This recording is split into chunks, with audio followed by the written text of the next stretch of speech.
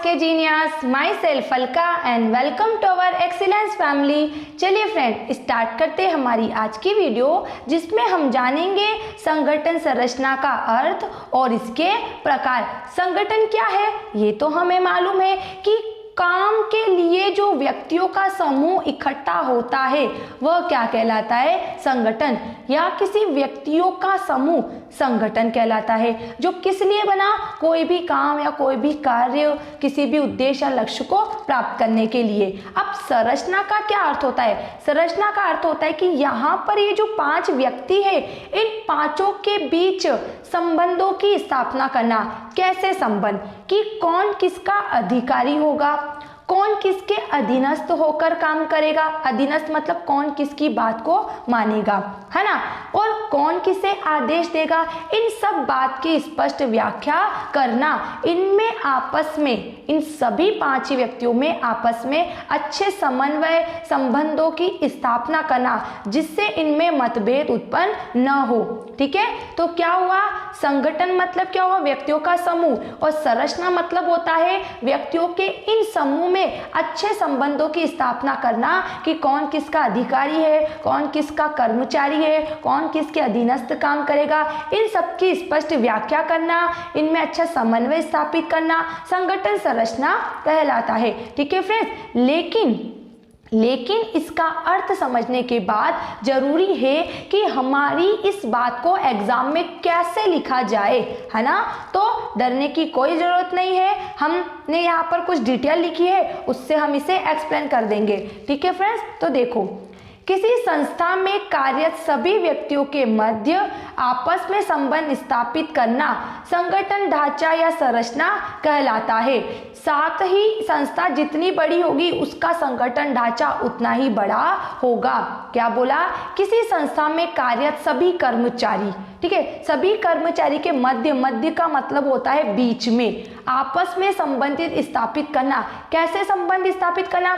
कौन किसका अधिकारी है, कौन किसे आदेश देगा, किसके क्या अधिकार है, इन सब की स्पष्ट व्याख्या करना। क्यों करना? क्योंकि मतभेद न हो और संस्था का काम बिना रुके चलता रहे।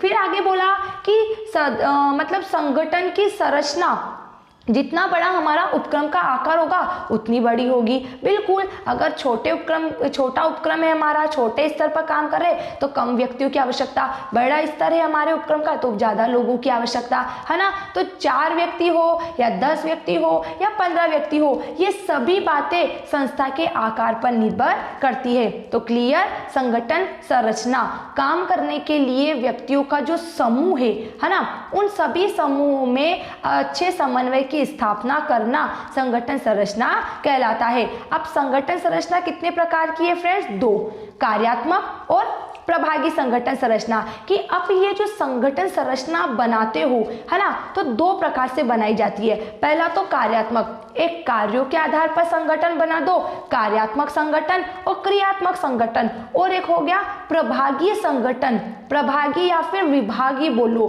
कि जब किसी उपक्रम में एक से अधिक वस्तुओं का उत्पादन किया जाता है तो वहां प्रभागी संगठन उपयुक्त होता है। जैसे एक कंपनी है, वो क्या करती है? प्लास्टिक, केमिकल, मेटल, इन 3 उत्पादों का निर्माण करती है। तो इन तीनों ही उत्पादों के लिए अलग अलग विभाग की स्थापना करना क्या कहलाता है? विभागीय संगठन या प्रभागी संगठन। ठीक है फ्रेंड्स, और यहाँ देखो, कार्यात्मक संगठन, कार्य के आधार पर बनाया जाने वाला संगठन। ठीक है, अब हम इसकी डिटेल समझते हैं। ठीक है फ्रेंड्स, तो देखो क्या लिखा है यहाँ पर। पहला हम पढ़ेंगे कार्यात्मक संगठन के बारे में, कि किसी भी कंपनी में कोई एक प्रबंधक कंपनी के समस्त कार्यों को भली भांति निष्पादित नहीं कर पाता है। बिल्कुल सही, कि एक व्यक्ति क्या करेगा कि काम तो सारे कर लेगा, लेकिन उस काम में क्या नहीं आएगा? परफेक्शन नहीं आएगा। लेकिन काम में तो अपन को परफेक्शन चाहिए ना। तो वो बोला कि किसी भी कंपनी में कोई एक व्यक्ति उपक्रम के सारे काम को नहीं कर पाता, तो इसके लिए वो क्या कर रहा है? तो देखो, क्योंकि उसका प्रबंध क्षेत्र सीमित होता है, अतः कार्य की अधिकता के कारण कार्य को विभिन्न व्यक्तियों एवं प्रबंधकों में बांटना आवश्यक हो जाता है, जिससे प्रत्येक व्यक्ति को कम से कम कार्य करना पड़ता है, इसे ही क्रियात्मक संगठन कहते हैं। क्या बोला वो कि क्रियात्मक संगठन, प्रत्येक व्यक्ति प्रत्येक कार्य नहीं कर सकता, लेकिन प्रत्येक व्यक्ति एक काम ऐसा कर सकता है जो सबसे अलग होता है। तो कार्यात्मक संगठन की किसी भी उपक्रम में कोई व्यक्ति होता है तो वह उपक्रम के सभी कार्यों को नहीं कर पाता, क्योंकि उसका कार्य क्षेत्र सीमित होता है, एक लिमिटेशन होती है। 24 घंटे मिलते हैं तो व्यक्ति कब रेस्ट करेगा और कब काम करेगा, तो उसकी एक लिमिटेशन है, उसकी एक सीमा है। तो ऐसी कंडीशन में क्या किया गया कि उपक्रम में देखा गया कि कितने कार्य हैं और उन कार्यों को करने के लिए कितने लोगों की आवश्यकता है। तो क्रियात्मक संगठन में यही किया गया कि लक्ष्यों का निर्धारण कर लिया गया, फिर कार्यों को देख लिया और फिर कार्यों को अलग अलग भागों में विभाजित करके अलग अलग लोगों को क्या कर दिया, वो कार्यों को सौंप दिया। इसे बोला जाता है क्रियात्मक संगठन। तो इससे क्या हुआ, किसी भी एक कर्मचारी पर कार्य का भार नहीं आया, सभी के पास अपनी अपनी सीमाओं तक के कार्य हुए। ठीक है, उदाहरण से देखो क्या बोल रहा है कि उदाहरण के लिए एक प्रबंध संचालक को अनेक कार्य करने होते हैं, जैसे वित्त, कर्मचारी प्रशासन, क्रय, उत्पादन, विपणन आदि कार्यों को वो स्वयं नहीं कर पाता। तब इन कार्यों को संपन्न करने के लिए वह उसके लिए क्या करता है, एक विभाग बनाता है और उनमें कार्यों का विभाजन कर देता है, जिन्हें कार्यात्मक संगठन कहा जाता है। बिल्कुल जैसे यहाँ एग्जाम्पल लेते हैं, ये कौन है, मोहन। मोहन कौन सा टीचर है, कॉमर्स का टीचर है और इसका यहाँ पे इंस्टीट्यूट है। ठीक है, तो अब मोहन क्या करता है, यहाँ पे कॉमर्स के बच्चों को पढ़ाता है। अब कोचिंग खुली है भाई, तो यहाँ पे साइंस में से क्या आर्ट्स के बच्चे भी आएंगे, तो काम कौन करेगा यहाँ, मोहन। तो मोहन कॉमर्स का है तो चलो ठीक है, वो साइंस और आर्ट्स भी पढ़ा सकता है, क्योंकि ऐसा नहीं है कि व्यक्ति कोई काम नहीं कर सकता, व्यक्ति हर एक काम कर सकता है, पढ़ के पढ़ा सकता है, साइंस में पढ़ के पढ़ा सकता है। लेकिन दोष यहाँ पर यह है कि वह उतना ज्ञान नहीं दे पाएगा जितना कि कॉमर्स वाले बच्चों को देता है, क्योंकि उस बात की इसे जानकारी है। ठीक है, तो यहाँ ये देखो कि मोहन ये काम तो कर सकता है, लेकिन उसके ऊपर भार ज़्यादा आ जाएगा, उसे इस काम को करने के लिए पढ़ना पड़ेगा। तो जब वो पढ़ेगा फिर पढ़ाएगा तो कितने सारे काम हो जाएंगे और समय ही पूरा निकल जाएगा, दिन के 24 घंटे पूरे निकल जाएंगे। तो ऐसी कंडीशन में क्या करता है, अलग विभाग बना देता है, साइंस का अलग डिपार्टमेंट बना दिया, आर्ट्स का अलग बना दिया, या फिजिक्स, केमिस्ट्री, मैथ्स, बायो हो जाता है, यहाँ पे राजनीति हो जाता है, समाजशास्त्र हो जाता है, अर्थशास्त्र हो जाता है। तो ये अलग अलग डिपार्टमेंट बनाकर अलग अलग क्या करता है, टीचर को नियुक्त करके और उनमें काम को बांट देता है, जिससे मोहन के ऊपर भी कार्यभार नहीं पड़ा और इस डिपार्टमेंट में जो कर्मचारी काम कर रहे हैं उनके ऊपर भी भार नहीं पड़ा। तो आया समझ में, क्रियात्मक संगठन, कार्यों के आधार पर बनाया जाने वाला संगठन क्रियात्मक संगठन कहलाता है। ये क्यों बनाया जाता है, क्योंकि एक व्यक्ति पर सभी काम का भार ना आए, वह अपने काम को अलग अलग विभागों में बांटकर क्या कर सकता है, समय पर पूरा करवा सकता है। ठीक है, अगला देखो क्या है, प्रभागीय संगठन ढांचा। इसमें क्या बोला कि वृहद संगठन को प्रशासकीय सुविधा की दृष्टि से छोटी छोटी इकाइयों में विभाजित कर उनका संचालन किया जाता है।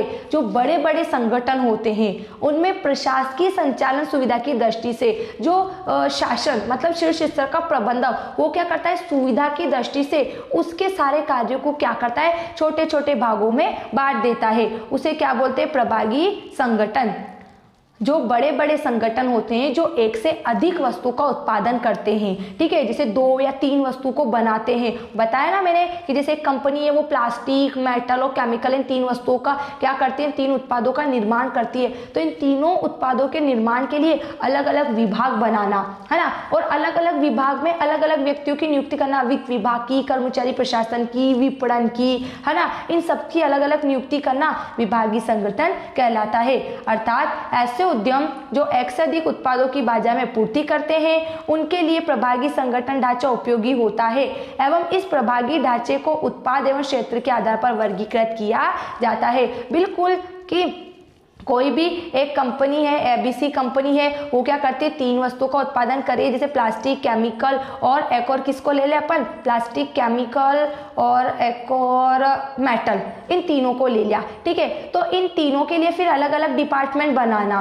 वित्त विभाग, विपणन विभाग, क्रय विभाग, विक्रय विभाग, ऐसे अलग अलग 3, जितने विभाग इसके लिए उतने ही इसके लिए। ठीक है, तो कुछ इस तरीके से अलग अलग विभाग बना दो और अलग अलग विभाग में अलग अलग अधिकारियों और की नियुक्ति करके अलग अलग संगठन संरचना बना दो। ठीक है फ्रेंड्स, तो हमने जाना संगठन संरचना क्या होती है, जिसे संगठन ढांचा भी कहा जाता है, और क्या इसके प्रकार होते हैं। अब अगर आपको इसके मीनिंग में या इसके टाइप्स में किसी प्रकार का डाउट होता है तो आप कमेंट्स बॉक्स में जल्दी लिख के बताइएगा ताकि मैं आपकी हेल्प कर सकूं। Okay friends, thanks for watching this video, bye bye.